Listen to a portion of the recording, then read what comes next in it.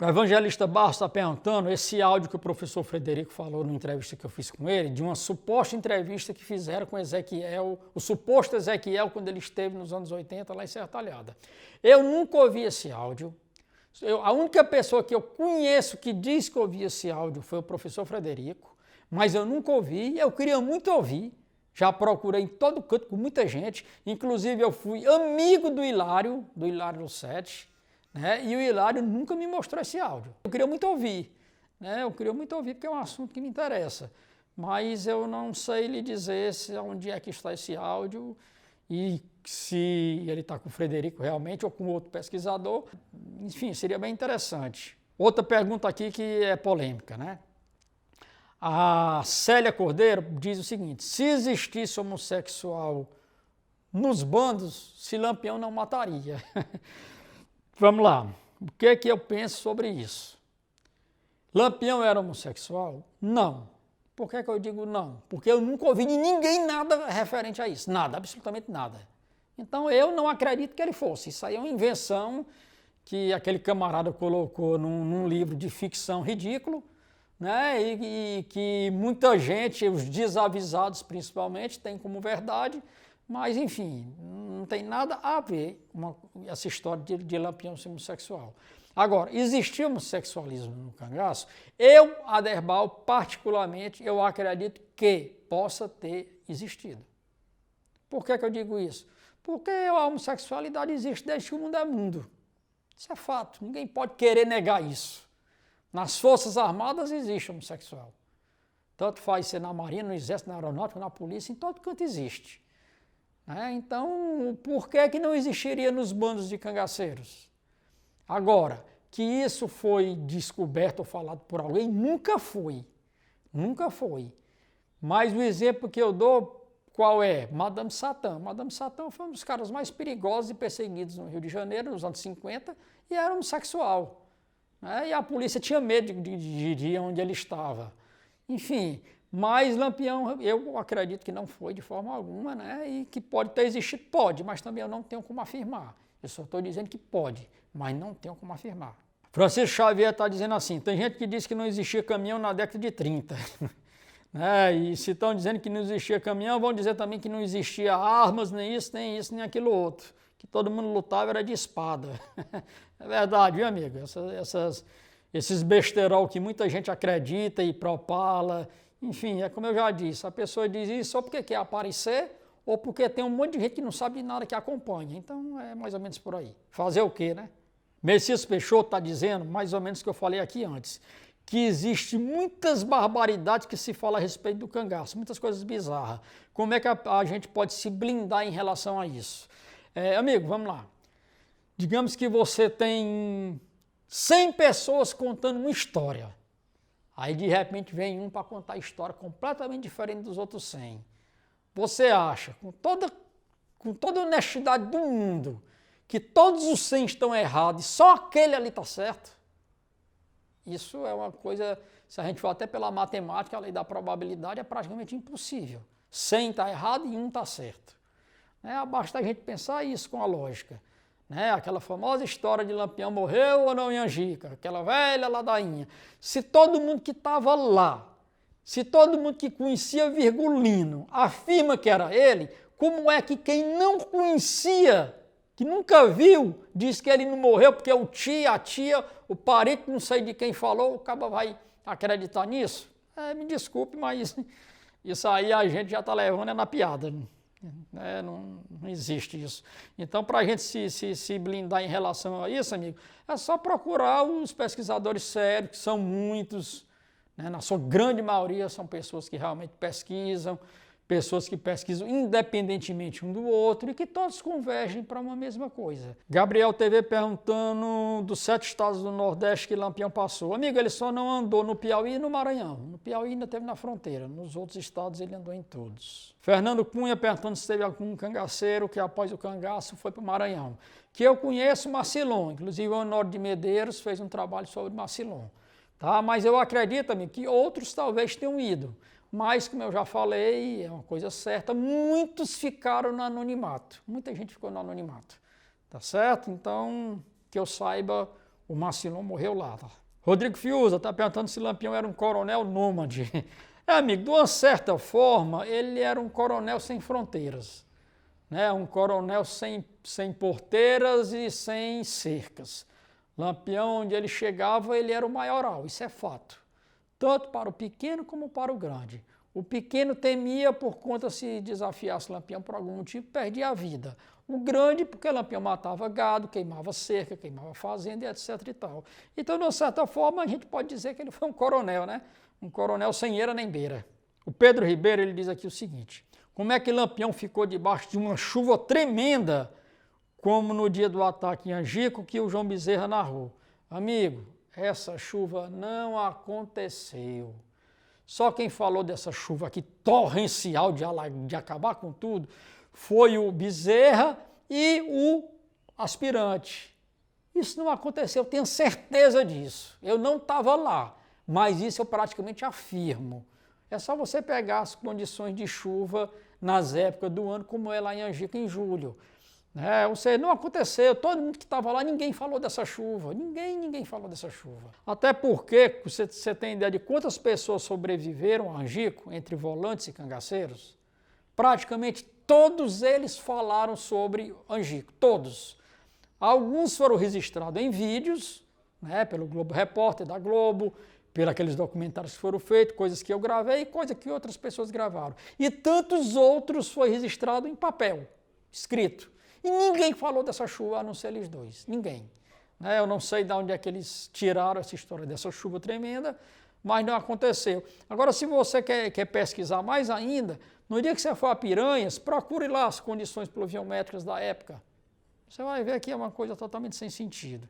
O Júlio César está perguntando se realmente existiu uma lei que anistiou os cangaceiros. Amigo, eu vou dizer o que é que eu sei a respeito disso, tá certo? Que teve a ordem dizendo que eles iam ser anistiados, mas eu, Aderbal, nunca vi nenhum papel, digamos, tipo um documento que dissesse isso. Alguns colegas pesquisadores disseram que já viram, que inclusive tem cópias. Se eu não me engano, o meu amigo Ivanildo Silveira já disse isso, o Frederico Pernambucano, se eu não me engano, tá? Mas eu nunca vi. Mas, como a gente falou antes, era uma ordem de Getúlio, todo mundo tinha que cumprir, ele disse que o cabo estava anistiado e estava. O Gleiciano Ribeiro pergunta onde é a biblioteca do Ângelo Osmiro, que é a maior biblioteca do Brasil com livros do cangaço. Amigo, é aqui em Fortaleza. No dia que você vier a Fortaleza, entre em contato com a gente, que a gente lhe põe em contato com o professor Ângelo, e eu acredito que ele vai lhe receber com muito prazer para lhe mostrar a biblioteca dele, que qualquer pessoa que vai lá, com certeza, vai ficar de queixo caído. Porque é uma biblioteca assim que não existe igual. O Ricardo Crisanto está dizendo aqui como é que Lampião tinha tanta certeza que não ia ser atacado nunca pelo Rio São Francisco. Será que realmente ele era amigo de João Bezerra? Amigo, o que eu posso lhe dizer por enquanto é o seguinte: ele tinha plena confiança no coiteiro, que qualquer coisa ele seria avisado. E essa história aqui do João Bezerra, gente, eu não quero falar nada ainda sobre isso. A única coisa que eu digo é o que aconteceu em Angico foi do jeito que aconteceu. Se ele era amigo ou não de João Bezerra, isso não influenciou em nada o ataque à grota. Vocês podem ter certeza disso. Ele foi porque ele tinha que ir. Ou então a cabeça dele é que rolava. O Klaus Costa, ele pergunta aqui, pede para eu falar um pouco sobre o costume de cortar a cabeça. Gente, o cortar a cabeça, isso acontece desde que o mundo é mundo, a gente sabe disso, E sempre existiu o corte. A degola sempre existiu, até como uma forma de quem visse aquilo ali temer, temer pela vida, enfim, não querer desafiar os poderosos e tal. E na época do cangaço, não só as volantes cortavam cabeça, cangaceiros também cortaram cabeças, tá certo? E por que se levava? O sargento Elias, o Panta e tantos outros disseram que no início eles levavam a orelha. Mas aí o que aconteceu? Começaram a levar a orelha de sertanejo comum para dizer que era cangaceiro para receber a recompensa. Aí o próprio governo autorizou, traga a cabeça para provar que matou o camarada. Então eles faziam isso porque era uma ordem e para eles era bom. Se vocês forem ver a violência oficializada no tempo do cangaço aqui no canal, vocês vão ver os volantes falando isso. Era uma ordem, eles faziam porque eles eram promovidos, recebiam gratificação e tal. Outra coisa, hoje em dia, com todos os meios de locomoção que a gente tem, tudo é fácil, relativamente fácil. Agora imagine, vamos tratar aqui para trazer para os dias de hoje. Quem de vocês conhece o Raso da Catarina? Acredito que alguns de vocês devem conhecer, né? Imagina um tiroteio hoje, lá dentro do Raso da Catarina, lá no meio do Raso da Catarina, certo? Um tiroteio lá e morre 4, 5 pessoas. Você está lá a pé, você não está de carro não, você está a pé. Como é que você vai transportar 5 corpos no meio da mata fechada? Você não faz isso não, amigo, é quase impossível. É quase impossível você fazer isso. Então, dependendo do local onde acontecia, eles cortavam sim a cabeça, porque o transporte era mais fácil. Era mais fácil transportar uma cabeça ou um corpo de 70, 80 quilos. É só a gente pensar com a lógica, gente. É só pensar com a lógica, era muito mais simples, já estava morto, como eles mesmos diziam. Cortar a cabeça de um cangaceiro, tanto fazia cortar de um como cortar de 10, era igual cortar a cabeça de um bode. Era desse jeito para eles. Cortavam, botavam dentro de um saco e levavam, então pendurados pelos cabelos. Era mais simples o transporte. Não adianta a gente viajar na maionese. Ah, por que não foi feita a perícia lá não sei aonde?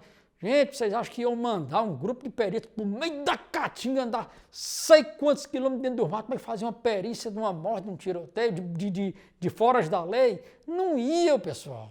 Não ia, só ia quando era coisa mais próxima, coisa mais perto, que tinha como fazer alguma coisa. Tinha como fazer alguma coisa. Carlos Antônio está perguntando se Lampião ele é um mito ou se ele foi mitificado. Amigo, ele foi realmente mitificado, né? Ele foi, queiramos ou não, um ser superior em relação ao modus operandi, aquela vida louca, enfim, né? Poucos sobreviveriam como ele, o tanto que ele sobreviveu. Né? E ele foi mitificado principalmente pelas histórias contadas, faladas e aumentadas. Isso aí é fato também e não tem o que a gente possa dizer em relação a isso. O Ulisses Rodrigues está perguntando se existe algum depoimento de Dadá falando sobre o ocorrido na família Patos, na fazenda Patos. Amigo, eu desconheço ela em vídeo falando. Eu acho que não, eu posso estar enganado. Eu acho que não, ela falou isso escrito, tem nos livros e tal, e eu tenho o Silvio Bulhões falando do que a mãe contou para ele, tá aí no canal também, tá ok? O Arte e Cultura está falando sobre o fuzil de Lampião, que o candeeiro disse que pegou uma bala no fuzil e danificou o fuzil e tal, e que o perito, quando fez a perícia, disse que o fuzil estava quase que intacto, e enfim, como é que fica essa história? O que o perito disse, que eu até postei, é que a bala, quando pegou no fuzil, em cima do fuzil tem um local onde vai as balas, né? Inclusive você procurar aí no canal, você vai ver. E quando atiraram, a bala pegou nesse pente de bala que estava engatado no fuzil. E quem explodiu foi uma dessas balas. O Aldanilson Almeida está perguntando por que não existe literatura sobre as forças volantes. Amigo, existe sim, existe. Não existe tanta quanto a dos cangaceiros. Mas existe, inclusive o nosso amigo Geraldo Ferraz fez um livro Pernambuco no Tempo do Cangaço, contando a história das volantes de Pernambuco. Eu acredito que agora essa produção vai aumentar, né? Eu soube aí que já estão produzindo algumas coisas. Francisco Kleber está perguntando onde fica Nazaré. Amigo, Nazaré pertence à Floresta, né? que é distrito de Floresta. Fica próximo também à Serra Talhada e é em Pernambuco. Não deixe de ir lá conhecer Nazaré, porque é um museu a céu aberto. E lá, qualquer calçada que você chegue, lá vai ter alguém para conversar com você e contar aquela história. O pessoal lá é super gente boa e vão lhe receber muito bem. Amadeu Catumunda dizendo aqui que seria muito interessante se fosse criada uma rota do cangaço. Amigo, isso está sendo feito, viu? Já existe até uma rota do cangaço, mas isso está sendo feito oficialmente. Então aguardem aí que breve eu acredito que essa rota do cangaço vai estar feita e vocês vão gostar bastante. Eduardo Franco está dizendo aqui que, segundo Frederico Bezerra Maciel, Manuel Neto foi um dos maiores ladrões e assassinos a serviço do Estado. Amigo, vamos lá. O que eu posso lhe dizer sobre isso? Manuel Neto, ele foi um ferrenho perseguidor de cangaceiro, de Lampião. Isso aí não tem a menor dúvida. Não tem a menor dúvida. Ele cometeu algumas arbitrariedades em relação aos sertanejos para poder obter informação, cometeu. Também não tem como a gente negar isso. Agora, dizer que ele foi ladrão, que ele roubava isso, aquilo, outro, isso aí eu desconheço. Eu já andei muito nesse sertão e eu nunca ouvi nada sobre isso. Eu, particularmente, não conheço nada sobre isso. Tá certo? O que eu posso lhe dizer é isso. Felipe Augusto está perguntando qual a vantagem dos coronéis terem sido amigos de Lampião. Vamos lá. Amigo, quais vantagens a gente pode dizer em relação a isso? Primeiro, favores. Lampião poderia fazer o favor a um coronel com um inimigo, coisa desse tipo. Outro, o coronel não ia correr o risco de ter gado morto, de ter vaqueiro morto, de ter fazenda queimada, de ter prejuízos materiais. Ele não ia ter porque Lampião está do lado dele. E Lampião usava-se também dos coronéis para mandar o seu dinheiro, né? Mandar o butim do que ele conseguia, né? Angariar nos seus assaltos, etc. e tal. Ele deixava na mão dos poderosos, era uma forma mais segura de ter esse dinheiro, digamos assim. Raul Nogueira está dizendo uma coisa bem interessante e que é certo, que lá em Angico ninguém mirava em ninguém. Amigo, num tiroteio daquele, principalmente quem estava com metralhadora, não mirava mesmo não, atirava. Atirava, depois que o tiroteio começou, aí era atirando para todo lado. Claro que os primeiros tiros eles miraram, eu acredito que sim. Porque antes do combate começar, o cara está ali se preparando, tal, ele está vendo alguma coisa, então deve ter mirado. Mas depois que começou, aí era cada um por si e a bala ia para qualquer canto. Raul Nogueira perguntando aqui mais uma vez, né? Outras pessoas já perguntaram, se o camarada entrava para o cangaço para ganhar dinheiro ou como uma curtição.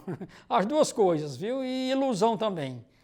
Entrava no cangaço, geralmente era por isso. Por uma vingança, como eu falei lá atrás também.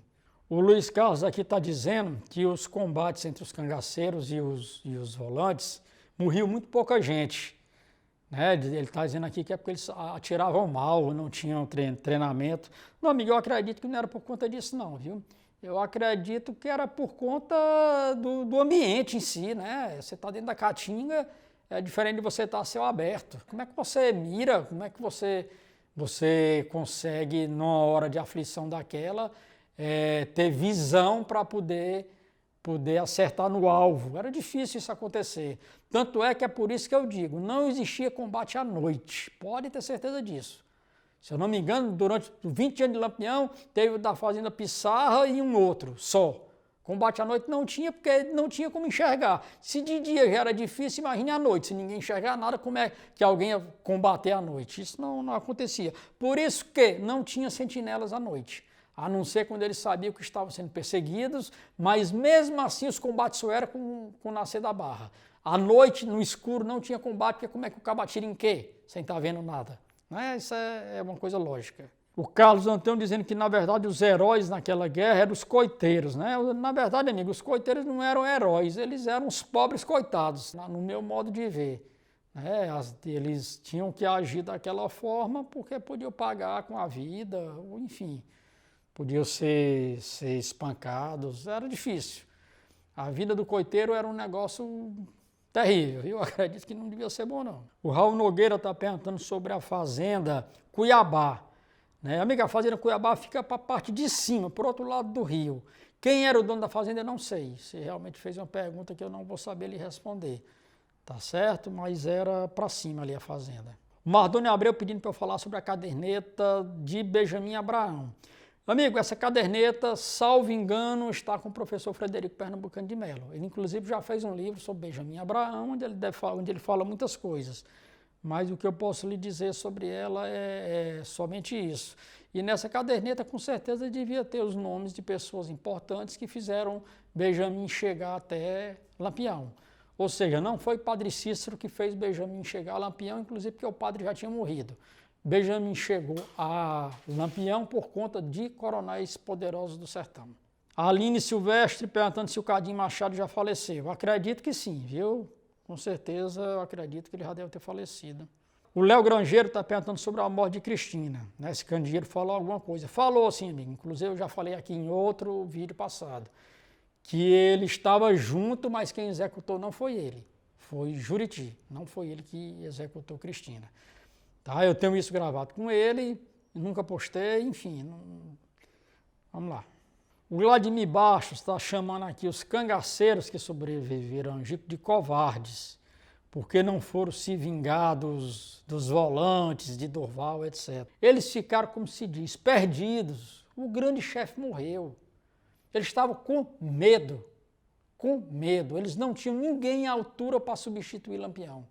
Até porque o Luiz Pedro morreu ali naquele ataque. Então eles estavam totalmente atordoados e logo veio a notícia de que se entregar, eles seriam anistiados. Eles ficaram ali naquela, eles não sabiam que foi Durval que levou, que foi Pedro de Canto que levou. Isso aí eles só vieram saber depois o que tinha acontecido, muito depois. Então não foi covardia, foi simplesmente não tinha como. É uma coisa que a gente costuma dizer uma coisa dessa, mas não era fácil como se pensa, não. Não era tão fácil assim, não. O A.S. Lisboa está dizendo aqui o seguinte, eu acho que ele está se dizendo isso para se referir em relação ao que aconteceu em Angico, que Lampião, como chefe, não dormia no grupo, dormia separado. Amigo, isso é lenda. Pode ter certeza que isso é lenda. Lampião dormia no meio do grupo, dormia com os homens dele de confiança, porque ali ele estava protegido pelo bando. Não tinha sentido ele estar ali com o bando e dormir separado para poder, de repente, alguém chegar e pegar ele. Ele tinha que estar no meio dos cabras dele ali.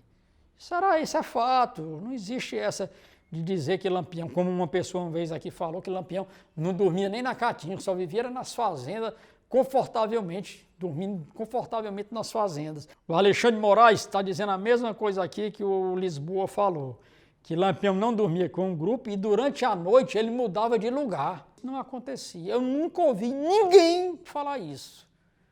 Eu conheci alguns, não conheci muitos não, conheci alguns poucos. E outros colegas também conheceram outros. Eu desconheço alguém falar isso. O amigo está falando isso porque ouviu algum remanescente dizer, ou o amigo está deduzindo porque alguém falou. É bom isso que a gente se aperceba um pouquinho disso. Por que quem estava lá nunca falou isso? E uma pessoa que nunca conheceu ninguém, nunca viu ninguém, diz simplesmente por achar, porque supôs que o chefe não ia dormir no meio do povo, que ia ficar durante a noite se acordando a noite toda e mudando de um lugar para o outro. Mas tem quem acredite, né? Infelizmente a gente não tem como... Enfim, Leandro Rodrigues está perguntando se eu já ouvi algum material da época do cangaço em áudio. Não, amigo, eu nunca ouvi e eu acredito que não exista. Não tem nada gravado da época do cangaço em áudio, não. Só aquelas imagens que o Benjamin fez que não tinha áudio. Era filme mudo. Eleomar Henrique, dizendo que Zé Rufino, quando estava prestes a morrer, chamou o Dadá para pedir desculpa. Eu não acredito nisso. Eu não acredito nisso. Zé Rufino não era homem para pedir desculpa. Aquele encontro, na minha opinião, eles se encontraram e o que foi promovido por uma revista, e o que aconteceu foi que as desculpas aconteceram naturalmente. Da mesma forma que Candeeiro e Panta, que Sila e Sargento Elias, e de tantos outros. Anos depois, eles se encontraram e já esqueceram aquela história toda e um pediu desculpa ao outro. Nada mais natural do que isso. Mas dizer que Zé Rufino chamou para pedir desculpa, eu particularmente não acredito, não. Pode ter sido? Pode, mas eu, Aderbal, não acredito. O Eleomar Henriques também aqui está perguntando por que os cangaceiros não foram anistiados com remuneração. Amigo, eu acredito que não tinha sentido isso daí, né? Mas que muitos deles conseguiram emprego. Muitos deles conseguiram emprego, o que é uma coisa natural. Até porque hoje em dia, com a maior dificuldade que um ex-presidiário tem quando sai do presídio, é arranjar um emprego. Então, uma forma que eles tinham daquelas pessoas não voltarem para o mundo do crime era arranjar emprego para eles. Alguns foram até trabalhar lá com Estácio Lima. Isso é normal. Aí muita gente já bota a famosa teoria da conspiração, que eles foram trabalhar lá porque eram comprados, foram entreguistas, coisa desse tipo. Pense com um olhar hoje, como eu falei agora. O cabo que sai da prisão, a maior dificuldade é arranjar emprego. Então, aquilo foi feito, foi arranjado emprego para alguns deles por conta disso. Outros ganharam o mundo e foram embora. O Salles Neto está perguntando aqui se o Adrião, o soldado Adrião, além de Angico, se combateu em outros combates. Amigo, eu não conheço a história do Adriano, né? Adrião. Mas eu acredito que ele deva ter participado de outras volantes, né? Que se combateu com o Lampião, contra o grupo, eu não sei lhe dizer. Mas, se eu não me engano, existe um livro do Antônio Vilela, se eu não me engano, que fala um pouco sobre a vida de Adrião. O Jássio Júnior está falando aqui se existe algum relato do encontro de Lampião com os índios. Né? Eu aproveito os índios pancararés. Eu aproveito aqui e falo também que um colega pediu para falar um pouco sobre qual o relacionamento dos cangaceiros com o Rio São Francisco. Que hoje existe uma mítica muito grande em cima do Rio São Francisco. Né? Vamos lá. Com os índios ele teve sim muitos contatos, até porque muitos cangaceiros vieram da tribo dos índios, né? Principalmente dos pancararés e outros ali da região. Então isso ele teve sem sombra de dúvida. E a relação dos cangaceiros com o Rio São Francisco, na minha opinião, era única e exclusivamente geográfica. Eles não tinham nenhum tipo de superstição ou de coisas mais assim que a gente possa pensar, não. Era simplesmente um marco geográfico onde eles passavam de um lado para o outro como um modo de fuga, né? Era uma barreira natural que tinha ali para eles se verem livres de uma perseguição. Eu penso dessa forma. O Diego Gomes ele diz o seguinte, que a Dulce hoje conta uma história que quem contava era a Sila. E ela diz que tudo é uma questão de quem conta. E ele diz quais são as histórias aqui. Amigo, vamos lá. A história da luz que a Sila viu, a história da luz que a Sila disse que... Perdão, a história da melancia que a Sila disse que foi contar, que foi comer com a Maria, a história do sangue, dos miolos da cabeça de Nerina que caíram na roupa de Sila. Eu acredito que isso aconteceu com a Sila, não foi com a Dulce. Por que eu digo isso? Porque Candeeiro, Balão e tantos outros que estavam lá contaram essa história há muitos anos. Assista o Globo Repórter que você vai ver o Balão dizendo a mesma coisa. Que aconteceu com a Sila, não foi com a Dulce. Por que eu acho que a Dulce deve ter dito isso? Devido à idade, devido ter ouvido muitas histórias, isso acabou se confundindo na cabeça dela. Porque é quase impossível ter acontecido a mesma coisa do mesmo jeito com as duas. Pode ter acontecido? Pode, mas eu acredito que é muito improvável. Eu estou chamando a Dulce de mentirosa? Não, não vamos botar isso na minha boca, tá certo? Eu estou dizendo que ela confundiu isso na memória dela, porque a Sila conta isso desde a primeira entrevista que a Sila deu. Ela conta isso desde a primeira, e tem testemunhos de quem estava lá. Então, como é que a Sila mentiu? A Sila, eu acho que aconteceu com ela. Só vocês pegarem os depoimentos de outros que vocês vão ver que a lógica é ter acontecido com a Sila. O Antônio Mateus, ele falou aqui comigo, a gente teve um bate-papo aqui sobre aquela famosa história do sal, aonde se diz que Lampião fez o cara comer um quilo de sal, etc e tal, ele achando que pode ter fundamento isso ter acontecido com o Lampião. Né? Amigo, eu discordo, porque como eu já disse, antes de Lampião existir, a história do sal já era escrita em livros, acontecido bem antes de Lampião. Muito antes. Outra, só eu, Aderbal, devo ter ouvido pelo menos umas 30, 40 pessoas contando essa história do sal. Detalhe, histórias contadas por pessoas diferentes, em locais diferentes, em situações diferentes. E todas elas juravam de pé junto que a pessoa que contou para elas não ia mentir. Ou seja, aquela história do imaginário popular que a pessoa vai escutando e depois se perde na memória e a pessoa tem aquilo como verdade. Então, eu não sei se você teve a mesma oportunidade que eu tive de ouvir dezenas e dezenas de relatos, desde menino, de pessoas dizendo que presenciaram aquilo. E eu acho que realmente não foi com Lampião, foi antes de Lampião, enfim.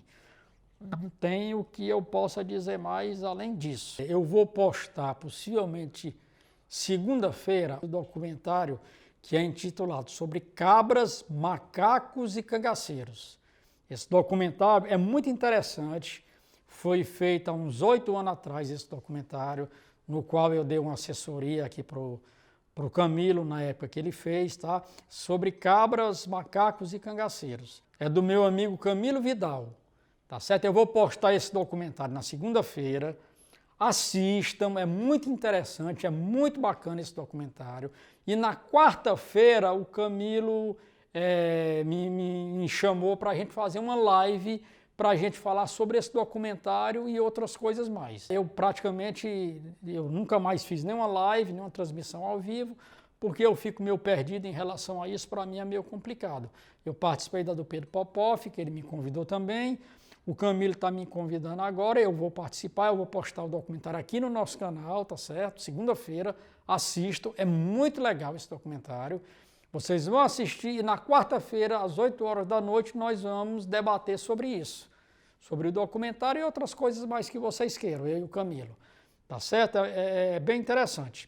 E é isso, gente. Espero que vocês tenham gostado aí desse nosso programa de hoje, né?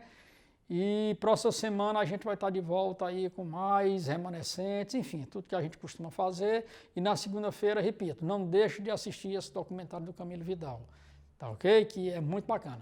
Abração para todo mundo e bola para frente.